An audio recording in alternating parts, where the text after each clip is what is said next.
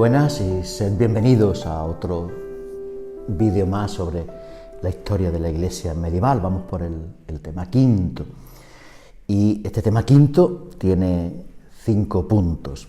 Vamos a hablar sobre la Reforma Gregoriana, aunque este tema va a ser más bien, le vamos a llamar pre-Reforma Gregoriana. La Reforma Gregoriana sería ya el tema sexto, donde hablaremos del Papa Gregorio VII y demás. Hablaremos primero también de los cardenales, vamos a explicar un poquito los cardenales, y hablaremos de esa pre-reforma con 2 papas muy importantes, el Papa León IX y Nicolás II. Hablaremos de un movimiento que va a surgir en la Lombardía, que es el movimiento de la Pataría, que está exigiendo la reforma de la Iglesia, y finalmente vamos a terminar con un tema muy interesante, por lo menos para mí es muy interesante, que es el tema de la separación entre Oriente y Occidente, el cisma del año 1054. Bueno, hacer una pequeña introducción de qué es la Reforma Gregoriana. Hemos llamado Reforma Gregoriana a una reforma que se lleva a cabo en la Iglesia en el siglo XI. Una reforma que van a encabezar los pontífices de esta época y sobre todo la va a encabezar un papa, que es el Papa Gregorio VII, el Papa Hildebrando, un monje benedictino que está entre 1073 y 1085. Es injusto, vamos a decir esto, que se llame Reforma Gregoriana, porque habría que llamarla Reforma Pontificia. ¿Por qué? Porque son varios papas los que actúan. Es verdad que el final y quizás el más conocido, el Papa Gregorio VII, pero el Papa León IX, el Papa Nicolás II fueron también importantes reformadores. Pero bueno, en la historia de la Iglesia se le conoce con el nombre de Reforma Gregoriana. Bien, pues eso es lo que vamos a ver, que se va a dar sobre todo en el siglo XI. Previamente vamos a explicar un poquito el colegio cardenalicio, porque lleva a ser importante también en esta reforma de la Iglesia. Se conoce como cardenal a una serie de colaboradores de los papas que actuaban en colaboración para trabajar en el gobierno de la Iglesia. Estos cardenales se dividían en 3 grupos. Los llamados cardenales obispos, que eran 7 que correspondían a las 7 diócesis suburbicarias de Roma, que son Ostia, Albano, Frascati, Palestrina, Porto Santa Rufina, Sabina Poggio Mirteto y Velletri Segni. Eran las 7 diócesis suburbicarias, cada una dirigida por un cardenal obispo. Veremos que después, un poquito después, estos son los que van a elegir al Papa, en un primer momento. Luego ya serán todos los cardenales, pero en un primer momento estos 7 cardenales, los cardenales obispos, elegirán al Papa. Después estaban los cardenales sacerdotes, que eran 28, correspondían a las 28 parroquias de Roma. Y finalmente estaban los cardenales diáconos, que eran 18, 6 de Roma y 12 de la región de Roma. Corresponden a las diaconías que estaban adscritas al servicio de los pobres. Los cardenales adquirirán cada vez más importancia, lo iremos viendo en estos vídeos, cómo van a tener importancia en la vida de la Iglesia y cómo van a acabar formando el cónclave y demás, que ya veremos un poquito más adelante cómo se lleva a cabo. Bien, pues dicho esto, nos metemos en esos papas y en esa reforma pregregoriana. Hablábamos en el vídeo anterior de la muerte de Otón III, una vez que su padre había fallecido joven. Él también era un hombre también con problemas respiratorios y que muere joven, muere en el año 1002, Otón III. ¿Qué sucede? Que Alemania queda otra vez, de nuevo, ahí en lucha de poder y demás. Y claro, si el emperador alemán no es fuerte, Italia tampoco lo va a ser. Y el Papa tampoco lo va a ser. ¿Qué sucede? Que volvemos a entrar de nuevo en lo mismo que vimos en el siglo de Hierro. Ahora ya no aparecen eso, pero sí aparecen las 3 mujeres aquellas que hablábamos, pero sí aparecen su familia, la familia de los Túsculos otra vez, que están intentando manejar al Papa. Eso va a estar así hasta que aparece un emperador alemán o un rey alemán fuerte. Este rey alemán va a ser Enrique III. Consigue el poder en Alemania, consigue hacerse fuerte, y una vez que se hace fuerte, mira hacia Italia y mira hacia el papado. ¿Y qué hace? Se autoproclama patricio de los romanos y se autoproclama con capacidad para elegir al Papa. Y entonces, a partir de aquí, va a nombrar él los papas. 1046 nombra al Papa Clemente II, Papa alemán. Es un periodo, en el que vamos a entrar, de papas alemanes. ¿Qué sucede? Que Enrique III es un hombre religioso, un hombre con visión política, y va a elegir una serie de papas que son hombres buenos para la Iglesia, hombres que quieren la reforma de la Iglesia y que quieren poner en orden a la Iglesia. Por lo tanto, ahí van a ser nombrados una serie de papas importantes. Por ejemplo, el Papa León IX, 1048-1054, que fue un papa que abrió las puertas de la Iglesia a la reforma. Se rodeó de cardenales y de hombres deseosos de reformar la Iglesia. Se unió al clero de Roma que quería la reforma de la Iglesia y entró en colaboración con él dos personajes muy importantes, San Pedro Damián y un monje benedictino, Hildebrando. Luego veremos un poquito más adelante que va a ser el Papa Gregorio VII. Bien, el emperador ha solucionado el problema, pero bueno, esto es una solución momentánea. La Iglesia no puede depender del emperador, porque este emperador lo hace bien, pero supongamos que su hijo ya no lo hace tan bien. Por lo tanto, la Iglesia necesita independencia. No puede ser que el emperador sea siempre el que elija al Papa. Y sucede lo siguiente: el emperador muere en el año 1056. Su hijo, sería el futuro Enrique IV, es menor de edad, tiene 6 años.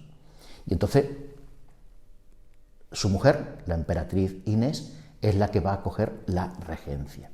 La Iglesia aprovecha eso para dejar la tutela del emperador y ser ella la que elige al Papa. Y luego lo que se hace es presentar al que ha elegido la Iglesia, se le presenta a la emperatriz. Se hace al revés de como se hacía con Enrique III. 1059 es elegido el Papa Nicolás II. Lo primero que hace es convocar un sínodo en Letrán y promulga un decreto por el cual se regula el cómo hay que elegir al Papa. Y aquí aparece por primera vez que el Papa es elegido por un grupo de cardenales, concretamente los cardenales obispos, es decir, los 7 que hemos dicho antes, que pertenecían a las vicarías suburbicarias de Roma. Esos son los que eligen al Papa. Bien, además, Nicolás II hace otra cosa importante. Va a pedir una alianza con un pueblo que está en el sur de Italia, en la zona de Nápoles, los normandos. Y con ellos crea una alianza para que defiendan al Papa a partir de ahora. Bien, tenemos en la Iglesia en ese momento 3 problemas fundamentales que necesitan una reforma inmediata. Primer problema, la simonía. Simonía era la compraventa de cargos eclesiásticos. El nombre viene de Simón el Mago, que era un personaje que aparece en el libro de los Hechos de los Apóstoles, en la zona de Samaria, que cuando van los discípulos de Cristo, los apóstoles, les quieren comprar el poder de hacer milagros. Se llama simonía, por la compraventa de cargos eclesiásticos, por Simón el Mago. Simonía. Segundo problema, el nicolaísmo. Nicolaísmo es el público concubinato de los clérigos. Es decir, existía el celibato, pero ellos o se casaban o vivían en concubinato. Viene de Nicolás, del libro del Apocalipsis. Y el tercer problema es la investidura laica. Es decir, los laicos son los que nombran los cargos eclesiásticos. Bien, son 3 problemas que la Iglesia necesita solucionar. Y que 3 problemas que van a intervenir los papas, pero que ya están interviniendo también otros movimientos. Hemos visto Cluny, vimos en el tema anterior, con la reforma monacal, o sea que la Iglesia empieza a moverse, digamos, hacia esa reforma. Nicolás II muere, le sucede Alejandro II, que también siguió la reforma de la Iglesia. Hemos dicho que toda la Iglesia clama esa reforma. Bien, pues en la Lombardía, ese clamar por la reforma va a ser a través de un movimiento que nace en Milán y que denuncia sobre todo 2 cosas: la simonía, compraventa de cargos eclesiásticos, y el nicolaísmo, el público concubinato de los sacerdotes. La palabra pataría viene del milanés pata, que significa andrajo, y pateri, que es andrajoso, pobres hombres. Por eso se llamaba así, porque iban vestidos con andrajos y era gente muy pobre, gente muy, muy sencilla. Antes del año 1000, el obispo de Verona ya había comenzado a luchar contra esos clérigos que estaban viviendo en público concubinato y que además eran con cargos simoníacos. Pero la cosa va a estallar en el 1045. Es elegido arzobispo de Milán un señor que pertenece a la alta aristocracia. que vive en público concubinato y que además está rodeado de un clero rico, burgués y demás. Mientras que al pueblo llano, a la gente más sencilla, pues se le carga con impuestos, con tasas, etc. Todos estos estaban exentos. ¿Qué sucede? Que surge el movimiento de la patería. Ya la gente explota con reivindicaciones sociales y religiosas. Actúan contra el alto clero aristocrático y hablan contra ese clero casado y demás. Incluso ellos se declaran como servidores de Cristo, incluso llegarán a decir que los clérigos que han obtenido los cargos bajo simonía no son válidos. Por lo tanto, los sacramentos que ellos imparten no son sacramentos válidos. Y hablan de que todas las obras de estos sacerdotes son obras del diablo. Bien, pues este es un movimiento que además se va a convertir en un movimiento violento, que al final va a encabezar un diácono y demás, y que bueno, que va a llevar a la Iglesia, en primer lugar, a apoyarlos, pero cuando ya entra la violencia no, se van a apartar. Incluso San Pedro Damián y el monje Hildebrando irán varias veces a Milán para intentar orientar este movimiento. Bien, pues es un movimiento que clama por la reforma en la Iglesia. Bien, todo esto podemos llamar movimiento de prerreforma, una prerreforma gregoriana. Lo dejamos ahí. Ya hablaremos en el tema siguiente de cómo continúa esto. Vamos a terminar, vamos a hablar de un tema que es importante porque va a ser antes de la reforma gregoriana, que es lo que se conoce con el nombre de cisma de Oriente. Y ya adelanto, perdonadme que voy a hacer un spoiler, pero vamos a adelantar, no confundamos cisma de Oriente con cisma de Occidente, que será un tema que ya daremos al final de esta Edad Media, que será el tema 11 o 12, que es una cosa distinta. Cisma de Oriente se conoce, o se dice el nombre, a la separación entre la Iglesia de Oriente y la Iglesia de Occidente. Cisma de Occidente es un momento de la historia de la Iglesia latina en la cual se eligen dos papas. ¿De acuerdo? Bueno, me diréis, bueno, eso ha habido muchas veces, porque ha habido un emperador que ha depuesto a un papa y se ha nombrado un antipapa. Sí, es verdad, ha habido muchas veces en la historia de la Iglesia, pero todo el mundo tenía claro cuál era el papa auténtico. El que ha puesto el emperador no vale, vale el papa auténtico, no el antipapa. En el cisma de Occidente hay un momento en que la Iglesia no tiene claro cuál es el papa auténtico. Se habla de dos obediencias, incluso las órdenes religiosas se parten. Bueno, no lo anticipo, pero que sepáis que es una cosa distinta. Cisma de Occidente, momento en que hay dos papas. Cisma de Oriente, separación. Bien, pues vamos a hablar de esa separación, año 1054. Os anticipé en el vídeo anterior que no podemos hablar de una separación entre Oriente y Occidente simplemente por una cuestión, no. Son varios factores. Podemos decir que desde el siglo V, concretamente desde el 451, Concilio de Calcedonia, comienza esa brecha entre Oriente y Occidente. Recordad que en el Concilio de Calcedonia hay un grupo que no acepta ese concilio, que son los monofisitas, aquellos que hablan de una única naturaleza en Cristo. Bien, pues ahí ya comienza un alejamiento entre Oriente y Occidente, alejamiento que se va a mantener a lo largo del tiempo y que va a estallar en este 1054, mitad del siglo XI. ¿Cuáles son las razones? Pues mira, yo hablo de tres tipos de razones. Hay razones políticas, hay razones culturales y hay razones dogmáticas. Políticas. Podemos decir que la Iglesia griega está muy unida al emperador, al poder bizantino. El emperador nombra y destituye al patriarca, lo vimos con Ignacio y Focio y aquel lío de irse sucediendo unos y otros. Bien, Roma no es así. Roma, el Papa más o menos está liberado de esa tutela. Además de esta situación, hay también un problema cultural. Oriente y Occidente no se entienden, o no nos entendemos, vamos a decirlo también en primera persona del plural. Oriente habla griego, Occidente habla latín. En Occidente y Oriente los contactos son pocos y además de forma, vamos a llamarle, que se desprecian, pero de forma cordial. Para los bizantinos, los latinos son un país en tinieblas, salvaje, tantos días de fiesta y demás. Para los latinos, los griegos son gente que están siempre pensando en su pelo, no sé qué. O sea, dos culturas totalmente distintas. Pensemos que nosotros en castellano tenemos un refrán que dice, eso son discusiones bizantinas, con lo cual tiene un cierto carácter peyorativo. Bien, políticas, culturales. Dogmáticas, bueno, litúrgicas si queréis también. Ellos, su liturgia es muy distinta a la nuestra, una liturgia mucho más barroca si queréis, y además para ellos es fundamental el rito. Nosotros al rito le damos un carácter secundario, lo importante es la fe. Para ellos el rito y fe van unidos. Os pongo un ejemplo.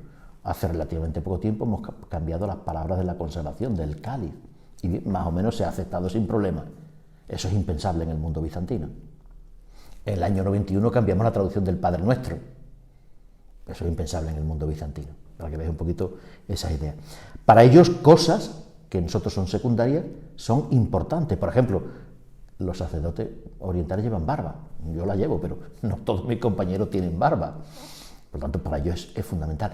El celibato. Para ellos solamente son célibes los monjes y los obispos. El clero no. Nosotros, los latinos, somos célibes. Y además, el episcopado para ellos tiene un carácter más colegial. Para nosotros, el Papa de Roma tiene jurisdicción sobre toda la Iglesia. Para los orientales, el Papa es un primus inter pares. Y hay una última cuestión también muy importante, una cuestión dogmática, lo que se conoce en la historia de la Iglesia con el nombre de filioque. ¿Qué es el filioque? Pues lo siguiente, si recordáis, el concilio de Nicea y de Constantinopla dio un símbolo, el credo, que luego fue confirmado por Calcedonia, que es lo que llamamos el credo niceno-constantinopolitano, que es el que rezamos nosotros los domingos habitualmente. Bien, ese credo dice que el Espíritu Santo procede del Padre y del Hijo, decimos nosotros. Creo en el Espíritu Santo que procede del Padre y del Hijo. Pero el credo original decía simplemente, creo en el Espíritu Santo que procede del Padre. Ese del y del Hijo que nosotros hemos introducido, en latín se diría filioque. Y para los bizantinos, como hemos dicho anteriormente, eso es una barbaridad. Introducir algo que no dio el concilio de Calcedonia o de Nicea Constantinopla es una herejía. Y esa es una acusación que se ha llevado a cabo a lo largo de toda la historia. Los bizantinos siempre han acusado a los latinos de decir, habéis cambiado el credo niceno-constantinopolitano. ¿Dónde surge ese y del Hijo que nosotros decimos? Bueno, hay varias teorías. Hay quien habla de que nació en España por cuestiones arrianas, por cuestiones de herejías contra el Espíritu Santo. Bien, el caso es que en el año 1014, en la coronación del emperador Enrique II, el Papa Benedicto VIII pidió que en el canto del credo se introdujera el filioque. Y desde entonces la Iglesia lo reza. Focio, ese patriarca que hemos visto en el tema anterior, acusa a la Iglesia latina de ser una iglesia hereje y los comulga precisamente por el tema del filioque. Bueno, hoy tenéis un poquito los diversos factores. ¿Qué sucede? Los acontecimientos, ¿cuáles fueron? Fueron los siguientes. Principios del año 1054, el Papa es León IX, y él quiere acercarse a la Iglesia bizantina y quiere acercarse al emperador. ¿Por qué? Porque tiene a los normandos en el sur, que hemos dicho que posteriormente se va a hacer una alianza, pero en este momento no hay ninguna alianza con ellos. Y tiene miedo de que el pueblo normando pueda invadirlo. Entonces necesita la ayuda, o pide la ayuda del emperador bizantino. Al emperador bizantino le interesa también acercarse al Papa. Entonces, bien, pues se nombran dos delegaciones para que lleguen a un acuerdo de unidad entre las dos iglesias. Solamente que los personajes que se eligieron no fueron los más apropiados. Por parte del emperador se eligió al patriarca, que era Miguel Celulario. ¿Qué le pasa a Miguel Celulario? Que no le interesa bajo ningún punto de vista que el Papa y el emperador se lleven bien. ¿Por qué? Porque él pierde poder. En el momento que el Papa tenga poder, el patriarca de Constantinopla lo pierde totalmente, por lo tanto no tiene mucho interés.